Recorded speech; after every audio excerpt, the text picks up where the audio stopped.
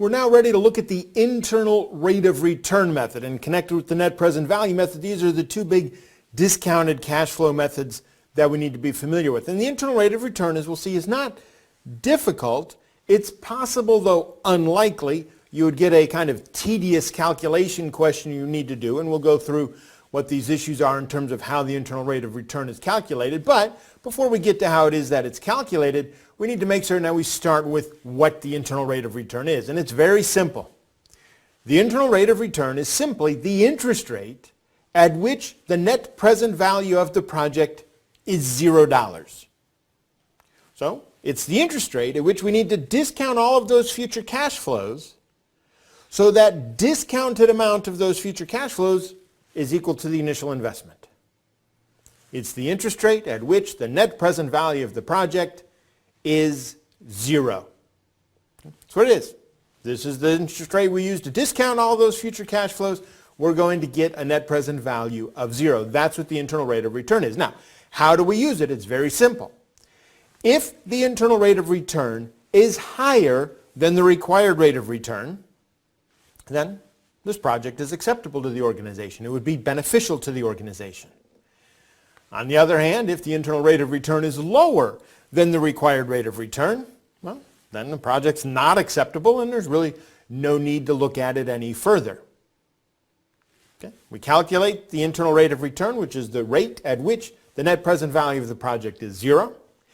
If the internal rate of return is higher than the required rate of return, the project is acceptable. If the internal rate of return is lower than the required rate of return, the project is not acceptable. So that's the internal rate of return. Now, we'll look at it in a little more detail in terms of how we calculate this internal rate of return. That's all it is that we're doing. What is the rate at which the net present value is 0? Now, what we're calculating here is a rate. Remember, with net present value, we were calculating a dollar amount. But with the internal rate of return, we're calculating an interest rate.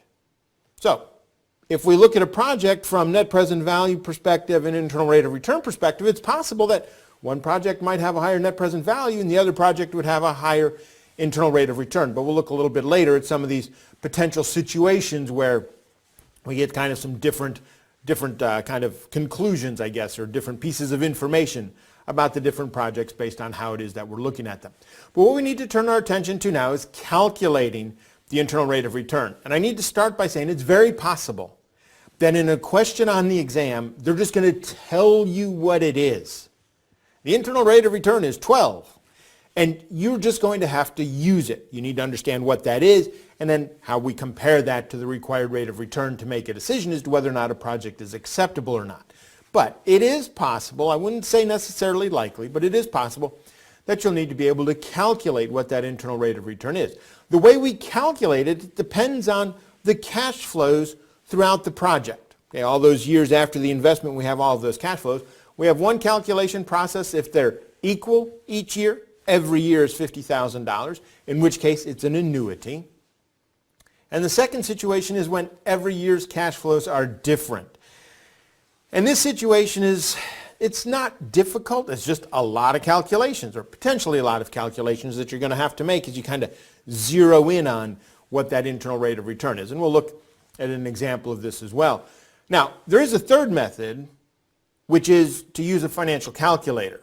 Okay? But again, our recommendation on this is if you don't already have a financial calculator that you're comfortable using, it's not worth it to get a financial calculator and try to learn how to use it just for the exam.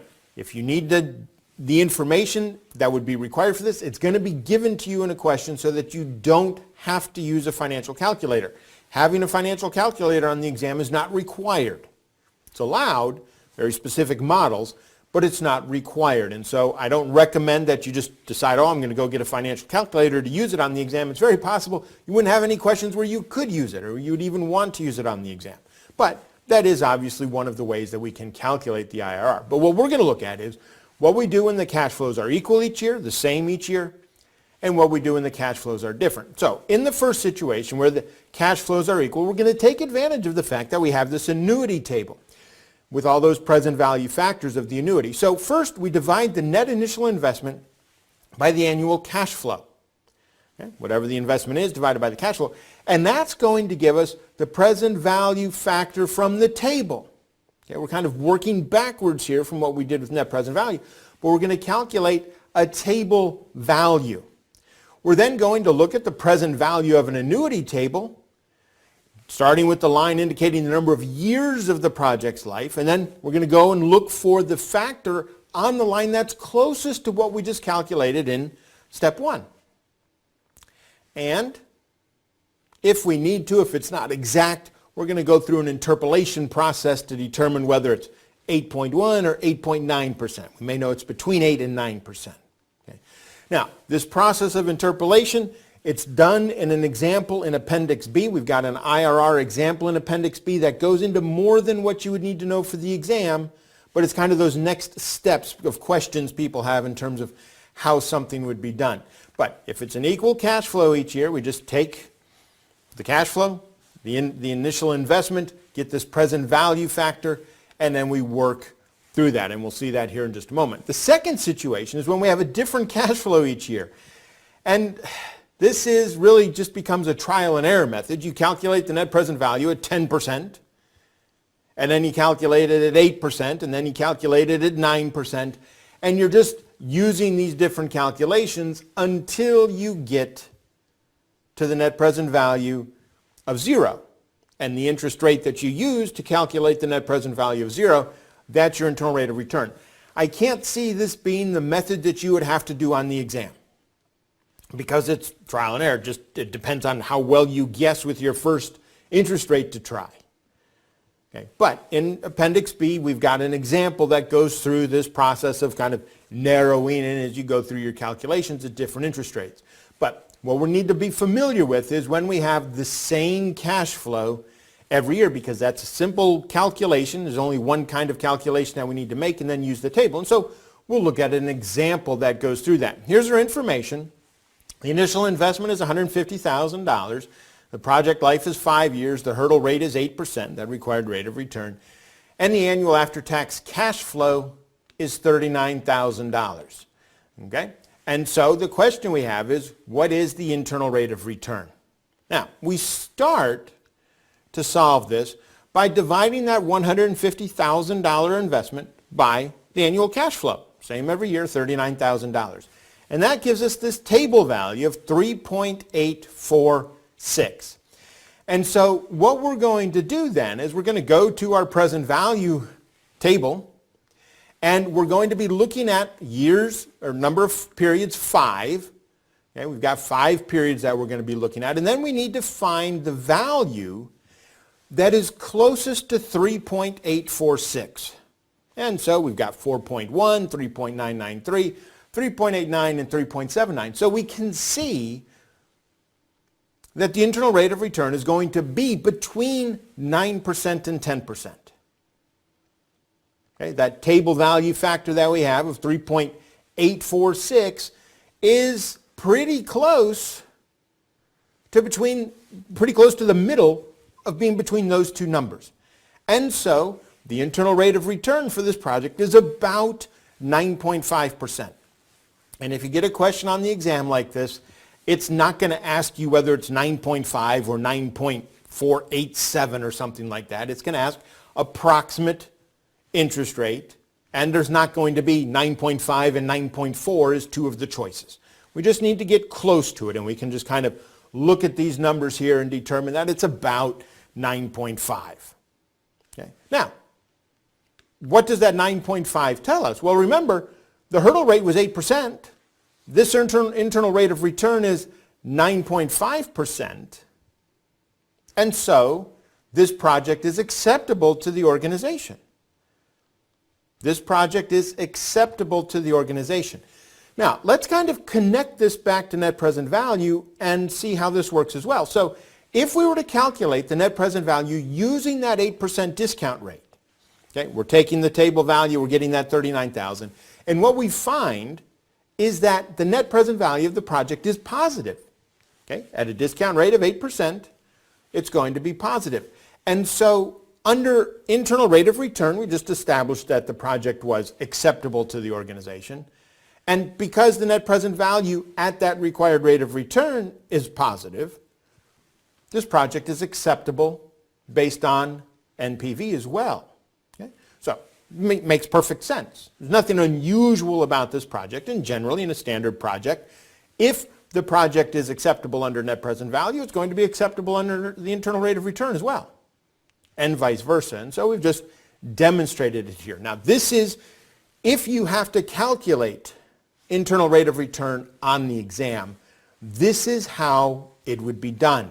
Most likely just an annuity, where you take that initial investment, divide it by the annual cash flow, find that value on the table, and that is the internal rate of return. It's not a difficult calculation, but just one we need to do accurately to get the right answer. And then we need to be able to interpret it. If the internal rate of return is higher than the required rate of return, the project is acceptable. So that's just kind of the general standard way of looking at internal rate of return. Let's talk about some of the benefits and limitations of the internal rate of return.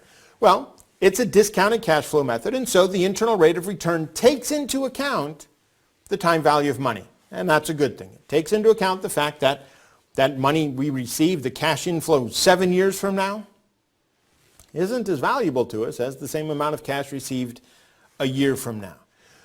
We're able to compare the IRR to that required rate of return that's based on required returns for similar investments, or whatever required rate of return we choose. Okay? But we get this, and we're able to compare that to whatever that required rate of return is that management has determined is the required rate of return for this project. And this is fairly easy for people to understand because it's a percent. And people are able to say, hey, 18%, that's good. Now, net present value is also easy to understand in terms of it's a positive net present value, but what net present value doesn't take into account is how much the investment was to get that net present value. Again, we make the calculations, net present value is positive $10,000, that's wonderful, it's acceptable. But if we had to invest $27 million to get a $10,000 positive net present value, we're probably not going to make that investment. That's a lot of risk for that $10,000 net present value. But the internal rate of return is an interest rate. And so it's something that's a little bit easier for people to compare when we're looking at projects that are potentially different sizes. Now, internal rate of return is not perfect. There are some limitations to the internal rate of return. A big one is that it assumes that the cash inflows from the project are going to be able to be reinvested at that internal rate of return that we calculate. So the higher the internal rate of return, the less likely it is that we're actually going to be able to reinvest those cash inflows at that internal rate of return. But that's the assumption. We're investing those cash inflows at the internal rate of return. Now, if the project is non-conventional, which means there's negative cash flows after the initial investment. Okay, we have a year where there's a negative cash flow in the future. What's going to happen is that we may have more than one internal rate of return, or we may not be able to calculate an internal rate of return. And if we have more than one internal rate of return, we've got a problem because there's more than one internal rate of return. Usually when this happens, one of them is just unrealistic, just kind of a nonsense number. But when we start getting into non-conventional cash flows where there's positive and then there's negative and then there's positive and then there's negatives throughout the life of the project, internal rate of return is going to be a little bit more difficult to use. And also when investments are mutually exclusive or we have different sizes or different cash flow patterns, internal rate of return may not really be the best method that we're going to use for decision making. It helps us make a decision what's acceptable or not acceptable, but remember, we're ultimately looking to make investments based on maximizing shareholder wealth. And so net present value does that a little bit better than the internal rate of return. And so when we have these different types of situations, internal rate of return may not be the most useful. And so we'll look at just a couple of these. The first is a situation where we have mutually exclusive decisions, where we can't do both. We can either do A or B, but we can't do A and B. And in this situation, internal rate of return is not really the most useful, as I've said. We also have the situation where we have different sized projects. And so when we have different amounts of that initial investment, the internal rate of return can sometimes be a little bit misleading. Okay? A project with a smaller initial investment can show a much higher internal rate of return, even though it may have a smaller net present value. Okay, again, we're getting back to this question of interest rates versus dollar amounts. The internal rate of return is an interest rate. The net present value method is a dollar amount. And so would you rather have $10,000 or a 50% return? Well, it depends on 50% of what? 50% of a $500 investment isn't very much. Okay, and so with different size projects, we need to not use only the internal rate of return. We have an example that shows this. If we have two options here, we have a solar cell plant that requires a $2 million investment and a mold removal plant that requires a $250,000 investment. And we can see the scope of the cash flows is just different between the two of them. Okay, the solar cell plant has much higher cash flows every year, significantly higher, up to 10 times as much almost. So much higher cash flows with the solar cell plant. But then when we calculate the net present value and we calculate the internal rate of return, we see that the mold plant has a much higher internal rate of return, a much higher percentage return.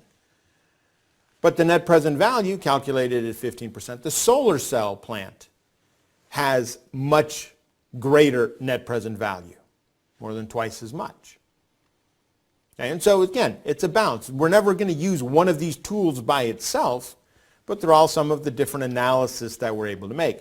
Now we can also have a situation where we have a different cash flow pattern. Okay?